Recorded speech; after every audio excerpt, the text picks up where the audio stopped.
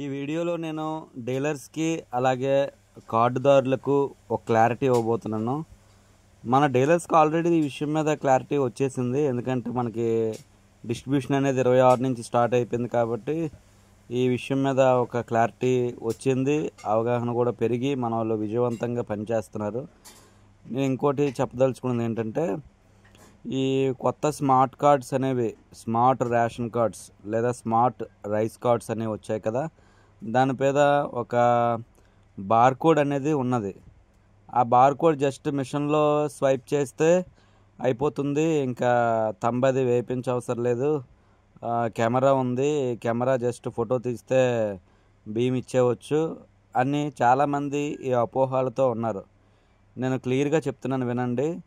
ఈ మిషన్లో camera access ఉంది, కానీ ఫోటో తీసి బియ్యం ఇవ్వడము అవ్వదు.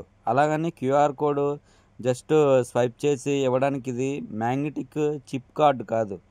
జస్ట్ క్యూఆర్ కోడ్ ఏంటంటే జస్ట్ స్కాన్ చేశాక ఆ క్యూఆర్ కోడ్ ద్వారాగా ఒక మన ఏఈపీడిఎస్ ఆధార్ ఎనేబుల్డ్ సర్వీస్ ఉంది కదా ఒకటి, మన ఏఈపీడిఎస్ అదొకటి మనం ఓపెన్ చేస్తూ ఉంటాము స్టాక్ చెక్ చేసుకోవడానికి. అలా అందులో ఒక బెనిఫిషియరీ డీటెయిల్స్ అనే ఒక ఆప్షన్ ఉంది.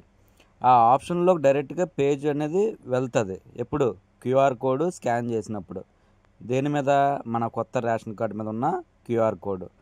అప్పుడు ఆ పేజ్ ఓపెన్ అయినా ఒక లింక్ డైరెక్ట్గా ఓపెన్ అయ్యి అక్కడ కార్డ్ నెంబర్ అడుగుతుంది. అప్పుడు వివరాలు అనేవి ఓపెన్ అవుతాయి, కార్డు హోల్డర్ వివరాలు. Thank you.